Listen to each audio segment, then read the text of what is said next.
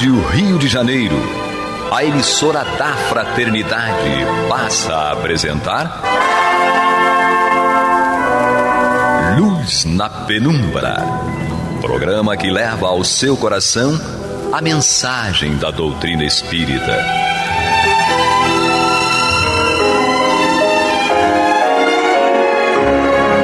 E com vocês, Eduardo Araújo, para o estudo de O Livro dos Médiuns, da obra codificada por Allan Kardec. Olá, prezados amigos da Rádio Rio de Janeiro, sejam todos muito bem-vindos. Está entrando no ar o programa Luz na Penumbra, para mais uma vez, juntos, darmos continuidade ao estudo de O Livro dos Médiuns de Allan Kardec. Junto com ela, Maria de Fátima Miranda. Que Jesus nos fortaleça, meus amigos. E Paulo Renato. Deus nos abençoe. O programa Luz na Penumbra, eu refleti aqui, é um programa que eu considero dos mais importantes aqui da Rádio Rio de Janeiro.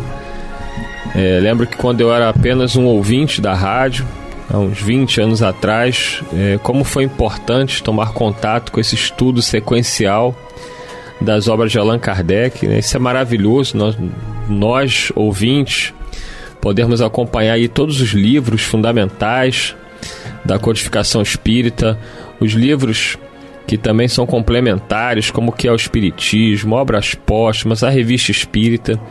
É realmente um presente, né? Abençoado seja o nosso companheiro, que na época, esse que é um dos programas mais antigos aí da rádio, o Luz na Penumbra, teve essa brilhante ideia de nós estudarmos sequencialmente todas as obras de Allan Kardec. É uma bênção realmente a gente ter essa oportunidade. Hoje nós estamos aqui, né, no microfone, refletindo, estudando juntos, aprendendo juntos, porque cada vez que a gente lê, relê, nós trazemos, entendemos de uma forma diferente. Já dizia o Espírito Emmanuel que o Evangelho de Jesus tem vida própria, né? Porque à medida que nós crescemos por dentro, nós enxergamos o que antes não conseguíamos vislumbrar. E o mesmo vale para o estudo da doutrina, né? A cada ano, a cada momento que a gente lê e relê. E isso é bom porque nós estamos aí na segunda parte, no capítulo 31 de O Livro dos Médiuns. Hoje vamos retomar a mensagem de número 22 do Espírito Fénelon. E aí muita gente pergunta, mas já está acabando, cheguei na rádio agora que estou conhecendo, vocês estão no final do livro. Não tem problema, porque assim que nós acabarmos o livro, nós começaremos tudo de novo. E isso é muito bom, porque cada vez que a gente lê, que a gente relê, que a gente reflete, a gente vai compreendendo coisas que antes nós não víamos, né? Citava aí o Emmanuel, nós estamos com o Evangelho de Jesus há mais de 2000 anos, né? Há quanto tempo que nós já tivemos contato com o Evangelho e não enxergávamos aquilo que de maravilhoso, de sublime tem no Evangelho de Jesus, e hoje nós já temos uma compreensão um pouquinho melhor, ainda engatinhando, pois conforme diz o próprio Allan Kardec no livro Evangelho segundo o Espiritismo, poucos leem. Dos que leem, poucos compreendem. E daqueles que compreendem alguma coisa, raros praticam. Então estamos ainda engateando, Paulo Renato. E fazendo aí um paralelo com a reencarnação, nós, nesse entendimento que tu está dando sobre recomeçar o estudo do livro dos médiuns, nós estamos dentro desse conceito de reencarnação. No próprio livro, retomando o livro no seu início, como retomamos a reencarnação, a experiência no corpo físico, do ponto em que paramos, para que possamos rever muitas das nossas ações, dos nossos pontos de vista, e avançarmos em conhecimento e entendimento, de modo que essa renovação, esse aprimoramento do raciocínio possa nos tornar pessoas dignas e aptas a compromissos maiores no bem, segundo as determinações de Nosso Senhor Jesus Cristo. Então, o recomeçar aí tem a mesma ideia da reencarnação, né? Que a reencarnação não é repetir. Às vezes a pessoa pensa, vamos repetir. Nós não vamos repetir. Estamos retomando do ponto, ou no ponto, em que não compreendemos ou não conseguimos realizar o melhor. Então, quando se fizesse uma análise comparativa desses recomeços, embora o ponto inicial fosse o mesmo, mas quem faz a análise, quem fizesse a variação comparativa, veria que os comentários estão diferentes, mais profundos, embora com o mesmo conteúdo. Então estamos dentro desse processo, né, de recomeçar, um processo reencarnatório dentro do Livro dos Médiuns. E vamos recomeçar aqui a nossa leitura, né? Então você que está chegando, pegue o seu Livro dos Médiuns. O óculos do Eduardo. O meu óculos já está aqui. Né? Pegue o seu Livro dos Médiuns na sua segunda parte, capítulo 31. Esse capítulo que trata das dissertações espíritas. E nós vamos aí para a mensagem de número 22, que nós já começamos na semana anterior, e vamos a partir aí do segundo parágrafo, lembrando que Kardec traz aí essa mensagem de Fénelon, que no primeiro parágrafo vai falar sobre a rivalidade entre centros espíritas, às vezes por estarem próximos uns aos outros, e o Fénelon destaca que não há nenhum problema nisso, que pelo contrário, né, você ter pequenos grupos, mesmo que próximos, é muito melhor do que você ter grupos muito isolados ou grupos muito grandes. Até em outros momentos, o Paulo Renato trouxe outras mensagens em que Kardec corrobora esse entendimento, dizendo que não é adequado, né, grupos muito grandes, porque você perde na qualidade. Não é fácil, né? Não quer dizer que você que frequenta um grupo grande, você não pode ter um trabalho de qualidade, não é isso. Mas o teu desafio é muito maior, né? Quanto mais trabalhadores, quanto mais frequentadores... Quanto maior a diversidade, maior o desafio. Maior o desafio, e existem sim casas que são de um tamanho maior, com muitos trabalhadores, muitos frequentadores, e que conseguem ter um bom êxito nas suas atividades, porque tem um rigor, uma disciplina muito grande, mas que realmente é um desafio. E quem está aqui nos escutando, né, quem acompanha a gente tanto pelo rádio quanto pela internet, sabe, você que é dirigente de uma casa espírita maior, o quanto que você tem que lutar para manter a unidade. É um grande desafio. Mas vamos lá, então, capítulo 31, mensagem de número 22, continua aqui no segundo parágrafo, Fénelon dizendo o seguinte, que o verdadeiro espiritismo tem por divisa benevolência e caridade. Não admite qualquer rivalidade, a não ser a do bem, que todos podem fazer. Todos os grupos que inscreverem essa divisa em suas bandeiras estenderão uns aos outros as mãos, como bons vizinhos que não são menos amigos pelo fato de não habitarem a mesma casa. Então é claro que as casas espíritas, né, e Kardec estimulava isso, devem se visitar, devem trocar impressões. Como a gente melhora, né, a nossa visão, os nossos trabalhos, quando a gente troca experiências. Eu me recordo que quando eu, ainda no grupo jovem, nós começamos a frequentar, né, outras casas, conhecer outros grupos, outros trabalhos. E mesmo com a casa espírita, né, a nossa presidente à época, ela comentava, né, o quanto que era importante para ela estar observando como cada centro trabalhava, a dinâmica dos trabalhos. Ela reviu muita coisa conversando com companheiros, porque ela tinha pego uma casa espírita, né, para administrar, e ela falava, eu procurei dar continuidade àquilo que eu tinha encontrado, mas observando o movimento espírita, Dona Aurora de Jesus Castro, né, uma grande trabalhadora do movimento espírita, do movimento da mulher espírita, e ela falava que observando, conversando com os confrades, ela falava, eu tenho refletido sobre muitas coisas que aparentemente não são doutrinárias, mas eu já recebi assim, e por respeito, havia muito aquela questão no passado, né, de, poxa, eu recebi a casa assim, de trabalhadores tão antigos, tão lutadores, como é que eu vou mudar esse trabalho? Eu não me sinto digna. E aí, observando, visitando outras casas, ela ia refletindo e eu falava, Dona Aurora, isso aqui não é melhor a gente modificar, conforme está aqui no Livro dos Médiuns, não é bem assim. E como foi importante para ela, e foi uma luta interna, porque ela era muito conservadora, no sentido de não modificar aquilo que ela encontrou, ela não se sentia digna para isso, mas quando ela via, observava outros companheiros, conversava com outros presidentes de instituição, aí ela foi modificando. E até o final da vida dela, ela conseguiu, né, vencer essa dificuldade que ela tinha e modificou bastantes coisas para melhor.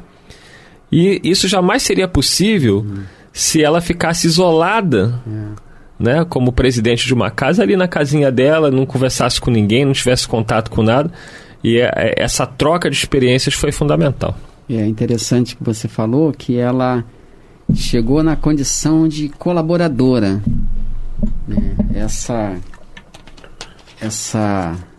Essa posição nem sempre é fácil para alguns de nós, especialmente para aqueles que nos julgamos conhecer mais do que o outro a respeito da doutrina espírita e conseguimos, com muita facilidade dentro do nosso orgulho, enxergar deficiência em tudo, né? Então é interessante ressaltar isso, me parece, porque é um alerta, uma observação para todos nós.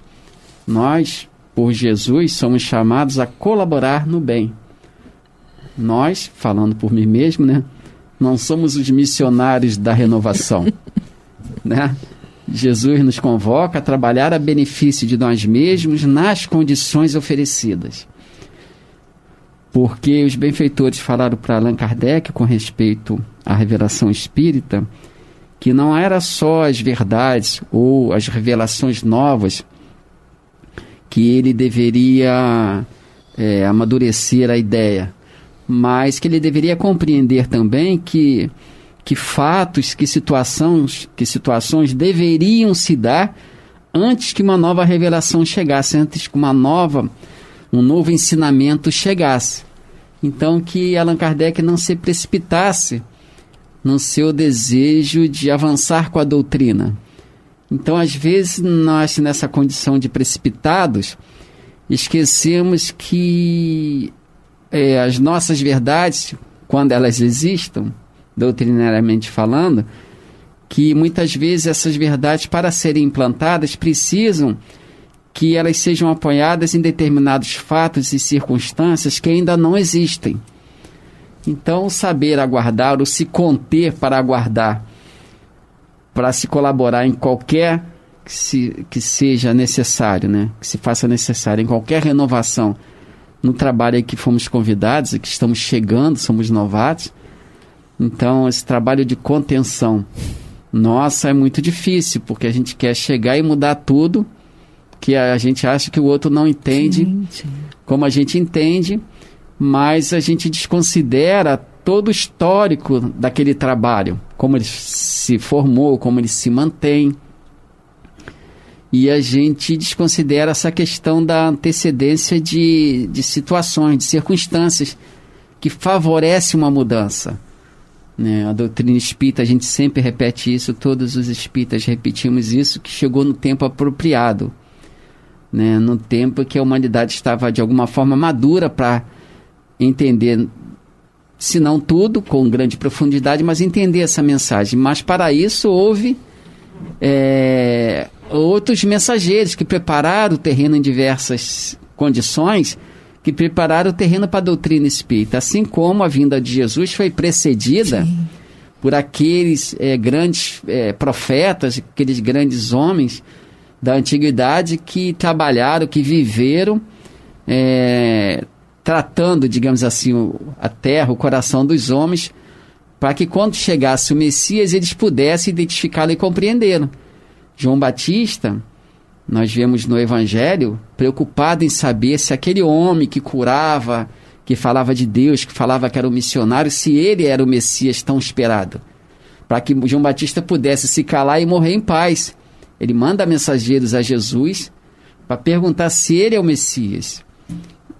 Então ele diz que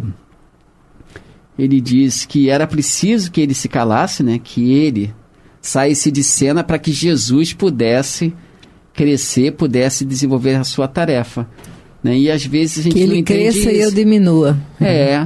Então a gente às vezes não entende isso, que às vezes é preciso que a gente saia de cena, ou que se diminua no sentido de diminuir o orgulho, a vaidade de não querer se projetar no trabalho, para que aquele que pode fazer mais que nós, e foi levado ali para isso às vezes, para que ele possa se manifestar, possa produzir. Então o título de trabalhador, de cooperador, deve ser o título procurado por todos nós. Porque se outra for a nossa condição, deva ser a nossa condição dentro daquele grupo, as situações vão nos conduzir para essa situação nova, queiramos ou não. Enquanto o Paulo estava falando, eu lembrei de uma escada, né?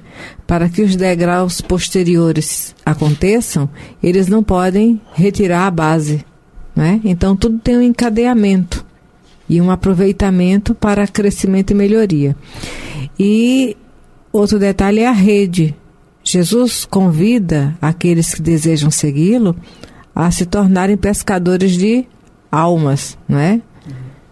Mas no sentido de que, olha, quando você pega o pescador natural que lança as redes ao mar, se as linhas da rede não estiverem bem ajustadas umas com as outras, o objetivo de segurar a pesca não acontece.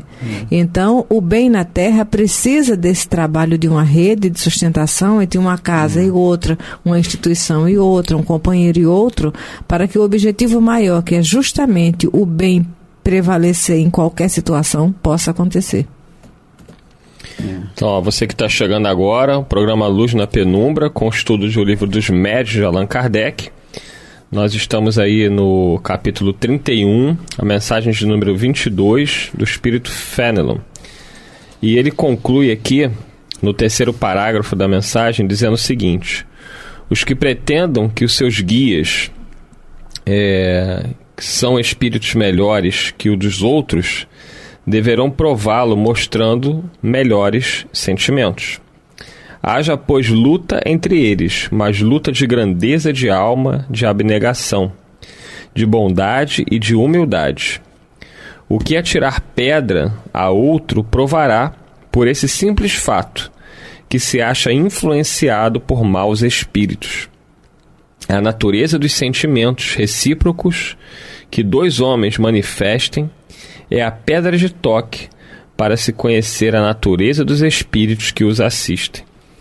E aí nós vemos, né, nos tempos modernos que vivemos, companheiros espíritas que tacam pedras literalmente uns nos outros, são extremamente agressivos, julgadores, e não conseguem enxergar que estão sendo instrumentos de maus espíritos, que só têm por interesse promover exatamente isso, a divisão entre os espíritas. Nós estamos aí num ano bastante delicado, a gente tem alertado isso com frequência, esse ano de 2021, que é um ano que antecede eleições presidenciais no Brasil. Já viemos de alguns anos aí de um acirramento político muito grave, e isso, infelizmente, está sendo utilizado pelas trevas para causarem dentro das instituições espíritas, dentro do movimento espírita, uma divisão muito grande, a ponto de nós chegarmos à loucura de dizer que existem hoje, dentro do movimento espírita, espíritas de esquerda e espíritas de direita, né? Os de esquerda se dizendo progressistas, os de direita se dizendo conservadores, e atacando-se mutuamente de uma forma extremamente agressiva e completamente distante daquilo que se espera de um espírita seguidor do Cristo. É completamente incompreensível, Renato, tudo que nós estamos vendo.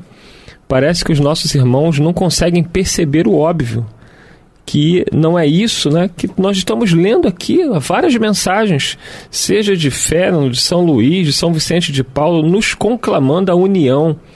O que está acontecendo conosco, Paulo Renato? Só para reforçar aqui, quando ele fala o verdadeiro espiritismo tem por divisa a benevolência e a caridade. Nós temos no livro Evangelho segundo o Espiritismo, capítulo 15, fora da caridade não há salvação, né? E mesmo entre aqueles que se digladiam nas redes sociais ou presentemente, muitos desses fazem, ou fizeram, ou vão fazer estudos sobre esse tema, né? Então, é o que Paulo falava e a gente repete toda hora.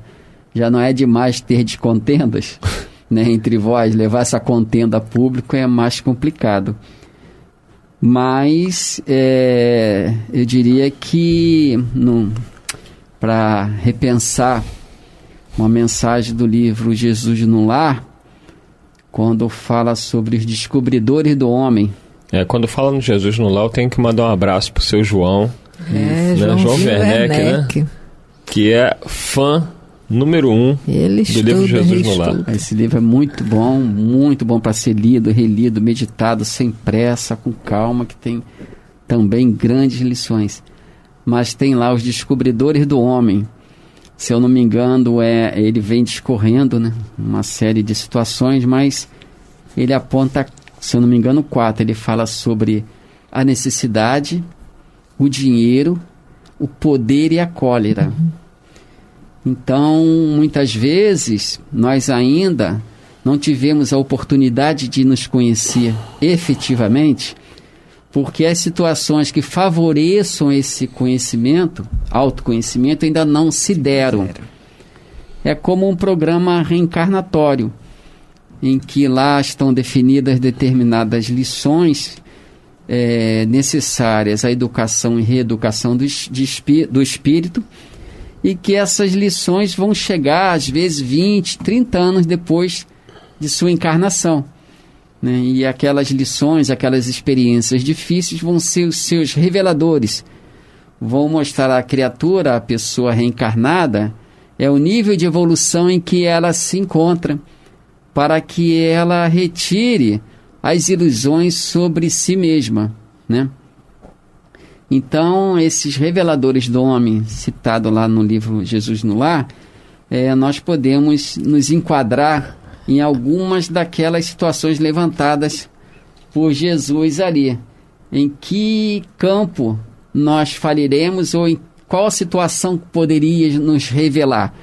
Paulo de Tarso também faz essa citação quando ele fala sobre as deserções do trabalho do bem, no caso a sua época.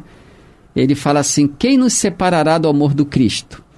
Será a fome? Será a miséria?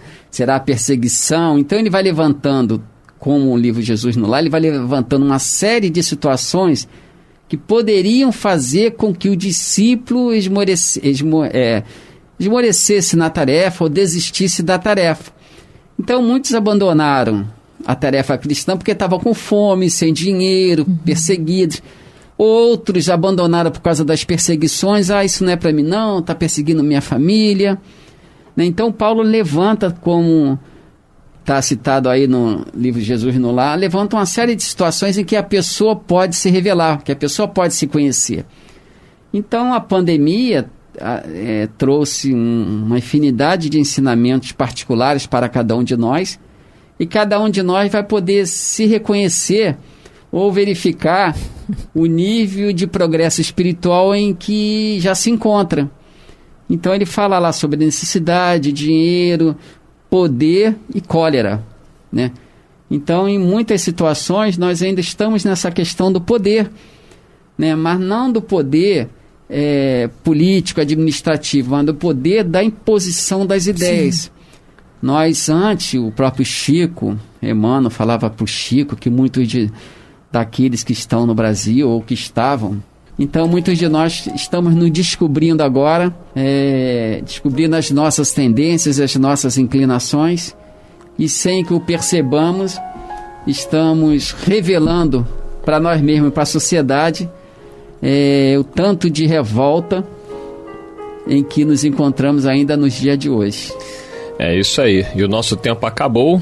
Muita paz a todos, até semana que vem, se Deus quiser. Você está ouvindo o programa Luz na Penumbra.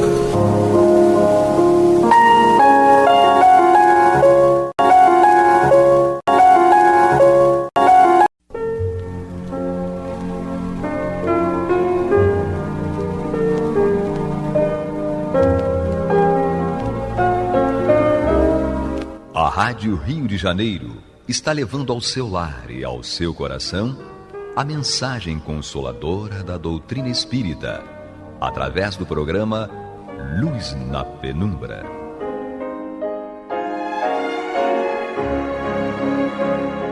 E agora com vocês, César Augusto Lourenço Filho, para comentar os textos da Revista Espírita de Allan Kardec no período de 1858 e 1869. Queridos amigos, estamos de volta. Como sempre fazemos, vamos a um breve retrospecto do programa anterior. Nele nós demos continuidade ao estudo do assunto Espíritos Impostores, o falso padre Ambrósio, objeto de matéria publicada por Kardec na Revista Espírita de julho de 1858. Padre Ambrósio era uma figura venerável que havia sido objeto de uma matéria em um jornal da época, e pelo teor do que se dizia a respeito da matéria, que relatava uma sessão em que esse padre Ambrósio teria estado, Kardec considerou que não era lógico que aquilo pudesse ser de Padre Ambrósio. Então ele invocou o espírito de Padre Ambrósio, o verdadeiro, e dialogou com ele. Então, no programa anterior, nós iniciamos o estudo e depois chegamos ao ponto em que hoje nós vamos iniciar, que é na pergunta número 8.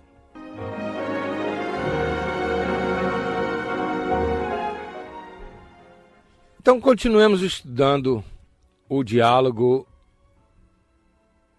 do codificador com esse espírito que considerava Kardec, até então, que se tratava do verdadeiro padre Ambrósio. E nós vamos ver que Kardec continua fustigando o espírito para realmente se convencer de que era o verdadeiro padre Ambrósio. Então vamos ler a pergunta número 8. Kardec, na 7, havia perguntado sobre como os espíritos não transmitiam seus ensinamentos, né? E a respeito disso ele insiste. Desde que essa doutrina deve ali ser ensinada mais tarde, quer dizer, lá onde houvera a manifestação do falso padre Ambrósio, parece-nos que, se o fosse imediatamente, aceleraria o processo e evitaria que alguns tivessem dúvidas prejudiciais. Reparemos a independência de Kardec na pergunta. O espírito havia dito que lá o falso padre Ambrósio se manifestou e os espíritos superiores não o desmascararam, mas mais tarde a verdade viria à tona, etc.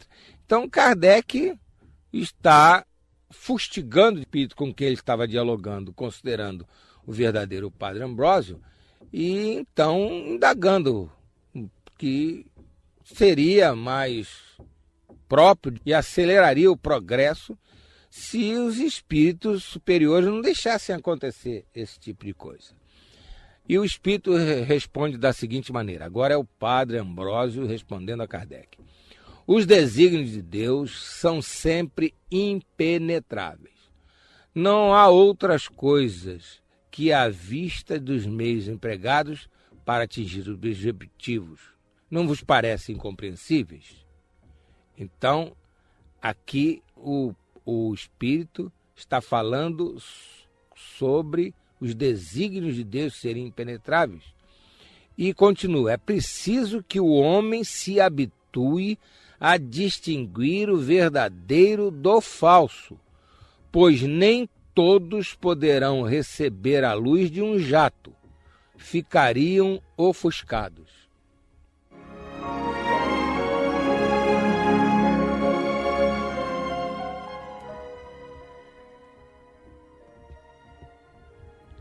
Nós estamos vendo que Kardec talvez ainda não esteja convencido mesmo de que se trate do verdadeiro Padre Ambrósio. Ele está insistindo com o Espírito. Então, como na pergunta anterior havia aquela questão de que os Espíritos teriam adiado o esclarecimento lá para as pessoas que se deixaram enganar pelo falso padre Ambrósio, então Kardec insistiu e faz uma contestação. Poxa, por que isso? Por que os espíritos superiores não resolveram logo, não esclareceram logo? E então o espírito que responde a Kardec, supostamente Padre Ambrósio, ele diz assim, que os desígnios de Deus são impenetráveis. Ora, isso não pode ser levado ao pé da letra. Por quê? Porque há determinados desígnios de Deus que realmente são impenetráveis, estão fora do alcance até da própria humanidade, quanto mais de algumas pessoas que estão fazendo uma reunião e procurando descobrir uma parcela da verdade. Mas isso não significa que algum dia aquilo não será conhecido. Num planeta como o nosso, de provas e expiações, no qual reencarnam espíritos, onde há mais ainda uma porcentagem maior do mal do que do bem, e nós mesmos, cada um de nós, existe ainda uma predominância do mal sobre o bem, como se fala. Por isso é que o planeta em si se configura pela predominância do mal sobre o bem. Num planeta como o nosso, é claro que haverá alguns assuntos, ou até muitos assuntos, que não seremos capazes de entender. Mas em mundos superiores, é claro, isso será penetrado. Então, os desígnios de Deus um dia serão de todos conhecidos. O exemplo maior que tivemos foi de Jesus, né? Eu e o Pai somos um, disse Jesus, porque um espírito crístico, então é diferente. Agora, foi muito interessante o espírito dizer, e Kardec colocou em itálico na Revista Espírita, que era necessário que nós aprendêssemos a distinguir o verdadeiro do falso. É aquela postura de que nós, mesmo espíritas acostumados com o trato da doutrina espírita, até acostumados com reuniões mediúnicas, acostumados a dialogar com espíritos desencarnados nas sessões, temos que estar constantemente alertas para que não sejamos enganados pelos espíritos, e temos que distinguir o verdadeiro dos falsos. E vale a pena, inclusive, nós fazermos a extensão do conceito. Se isso vale para desencarnados, vale também para os encarnados. Como dizia Jesus, nós precisamos ser mansos como as pombas e prudentes como as serpentes. E no final da resposta, o Espírito diz a Kardec que o conhecimento tem que ser dado gradativamente. A luz não pode ser lançada sobre nós como um jato, porque nós não teríamos capacidade de absorvê-la, nós ficaríamos cegos.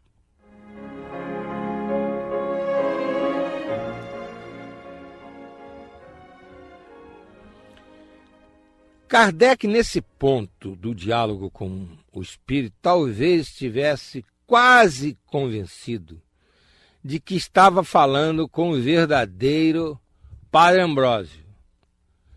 E muda totalmente o curso da conversa e faz 3 perguntas de cunho doutrinário. Vamos ver quais são essas perguntas e as respectivas respostas. A de número 9. Terias a bondade de nos dizer vossa opinião pessoal relativamente à reencarnação? E o Espírito responde: os espíritos são criados ignorantes e imperfeitos. Uma encarnação única não bastaria para que tudo aprendessem. É necessário que reencarnem a fim de gozarem a felicidade que Deus lhes reserva. E Kardec pergunta: dá-se a reencarnação na Terra ou somente em outros globos? O espírito responde: a reencarnação se dá conforme o progresso do espírito, em mundos mais perfeitos ou menos perfeitos. E Kardec faz mais uma pergunta. Isto não esclarece se pode ocorrer na Terra. E o espírito responde: sim, pode ocorrer na Terra.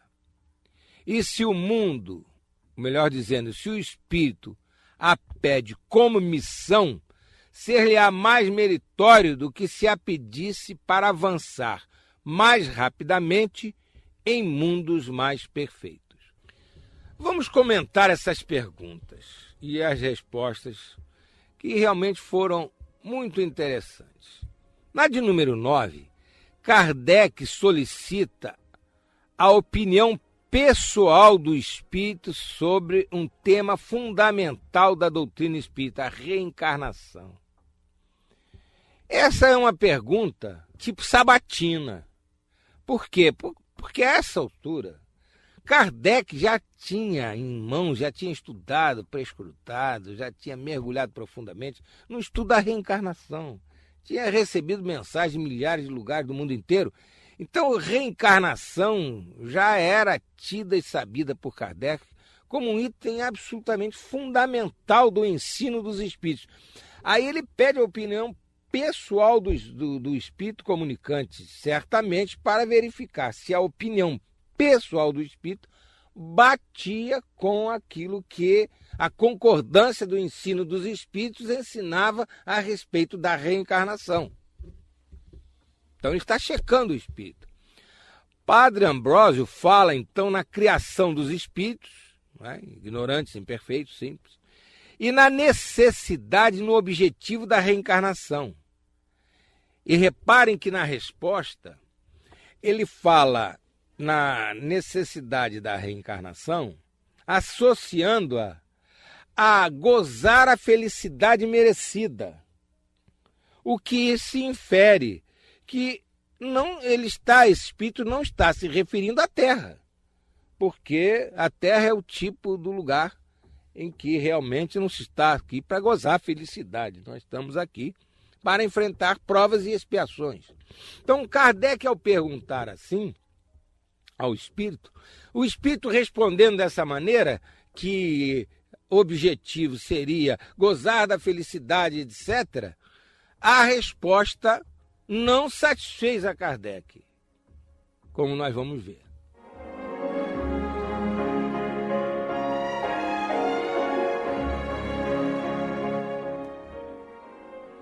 Por que não satisfaz a resposta a Kardec? Porque ele pergunta como é que a coisa funciona na Terra. Na Terra, como é que funciona na Terra?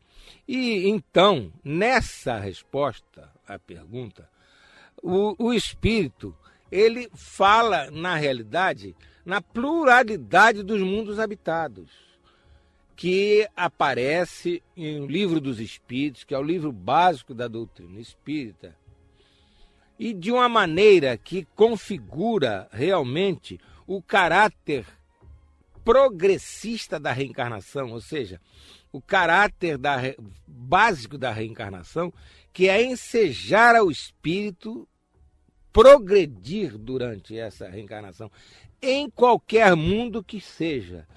Por que nós estamos dizendo isso? Porque justamente o título desse item no Livro dos Espíritos é Transmigrações Progressivas, o que significa que nós podemos reencarnar no mesmo mundo várias vezes e podemos reencarnar em outros mundos.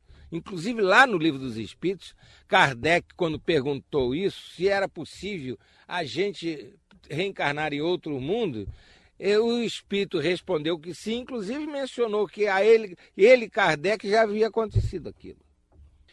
Então, na pergunta número 11, que nós já lemos, então Kardec pede ao Espírito absoluta clareza na resposta. Não dá para o Espírito ser vago. Então ele responde, o espírito, pressupondo um espírito com progresso suficiente para reencarnar em mundo superior à Terra. Por quê? Porque na resposta o espírito diz que se o espírito pedir para reencarnar na Terra para uma missão, é mais meritório do que reencarnar num mundo superior a fim de dar curso natural ao seu progresso como espírito. Então, a resposta do espírito, se foi específica com relação à reencarnação na Terra, foi também específica com relação ao grau evolutivo do espírito que estava sendo objeto da resposta. Esse tipo de cuidado a gente tem que ter no estudo da doutrina espírita. No Livro dos Espíritos, por exemplo, quando a pergunta é de ordem geral e diz respeito ao planeta Terra, então nós temos que entender que de um modo já a resposta, nós temos que entender que diz respeito a, de um modo geral, os espíritos reencarnados no planeta Terra se comportam dessa maneira. Por quê? Porque nós temos no nosso planeta, reencarnados, espíritos dentro de uma faixa razoável de diferença de progresso evolutivo.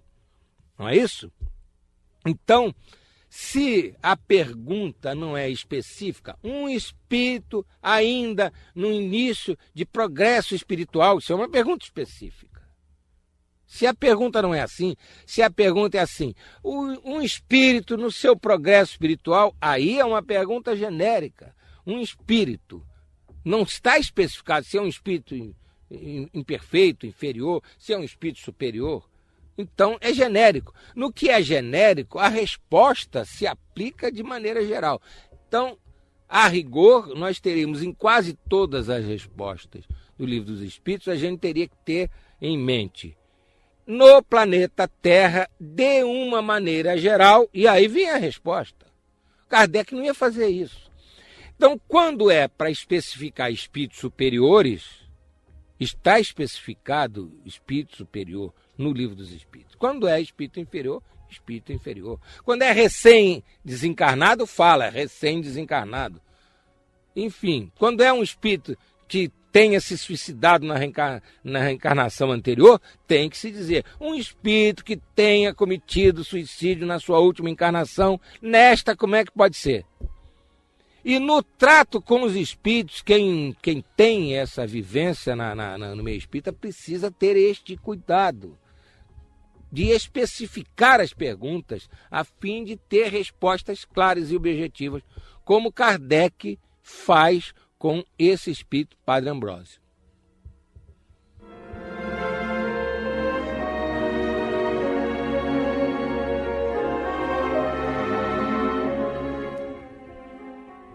Esta matéria é muito interessante, não só por tudo que nós já estudamos até agora, como também porque, nas perguntas seguintes, Kardec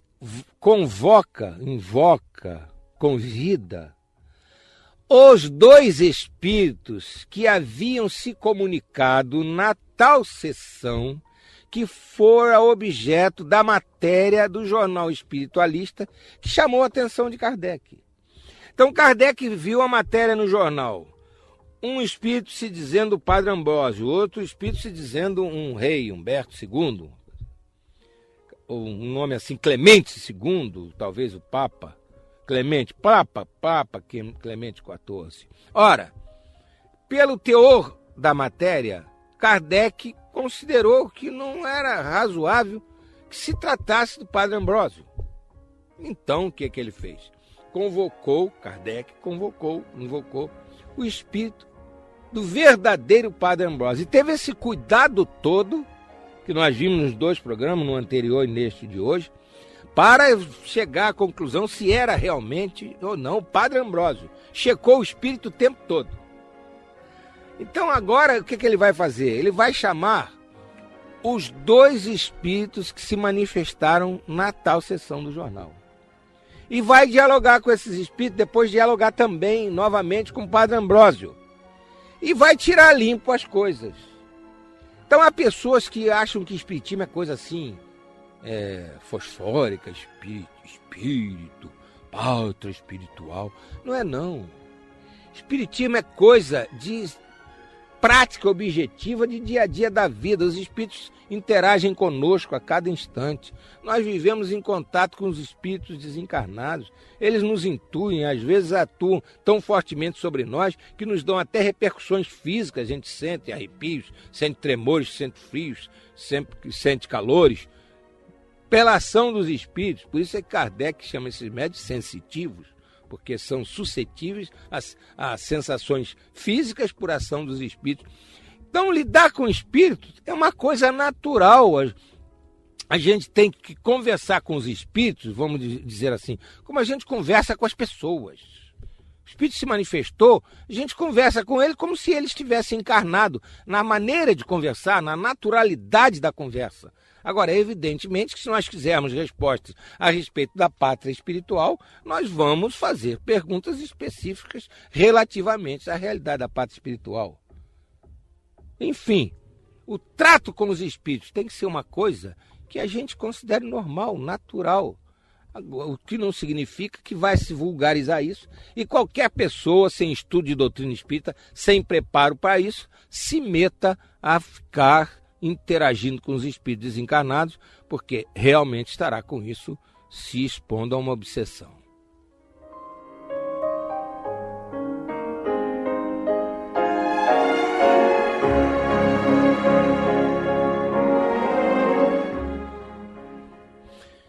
Então, no próximo programa, como dissemos, nós vamos, em continuidade a esse diálogo de Kardec, nós vamos, então, abordar a conversa dele com os 2 espíritos, em princípio impostores, que se manifestaram lá na matéria, na seção objeto da matéria do jornal, e falará também, novamente, com Padre Ambrósio, para chegar então a uma conclusão definitiva a respeito desses espíritos. E se nós prestarmos atenção, nós veremos que Kardec, nesta matéria, está nos dando uma verdadeira aula de como fazermos uma pesquisa relativamente a espíritos desencarnados. E é diferente de uma reunião pura e simples em que a gente vai conversar com algum espírito, que a gente possa julgar que esteja perturbando uma pessoa, aquela pessoa está desesperada, a família está desesperada. Então, numa conversa como essa, o que o dirigente da reunião faz é procurar sensibilizar o espírito para ele pensar um pouco mais e descobrir por ele mesmo que não interessa estar fazendo aquela perturbação na pessoa. Mas num caso como este, que nós estamos estudando da Revista Espírita, Kardec estava fazendo uma pesquisa. Ele estava buscando enriquecer o trabalho que ele já estava fazendo, que já havia publicado a primeira edição de O Livro dos Espíritos, e estava avançando para enriquecer o seu estudo do ensinamento dos Espíritos, para codificar a doutrina e publicar, então, os diversos livros do chamado Pentateuco Kardeciano. No próximo programa, então, nós daremos continuidade a esse estudo, desejando-lhes muita saúde e muita paz nesse momento em que encerramos o programa de hoje.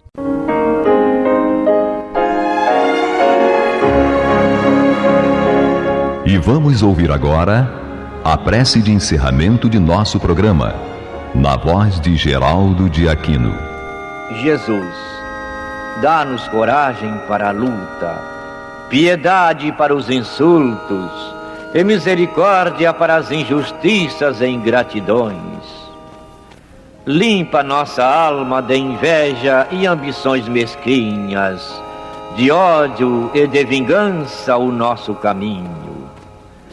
E que dentro em pouco, ao recolher-nos de novo, ao calor do nosso leito, para que o sono nos dê a paz e o esquecimento das tristezas humanas, possamos sentir, Senhor, no mais íntimo de nosso ser, a doçura indefinível do Teu amor e a grandeza incomparável da Tua divina presença.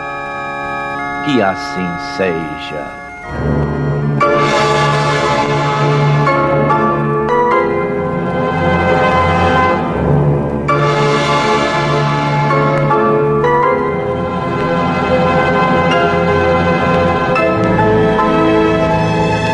Acabamos de apresentar o programa Luz na Penumbra, que voltará a ser apresentado amanhã às 21 horas nesta emissora.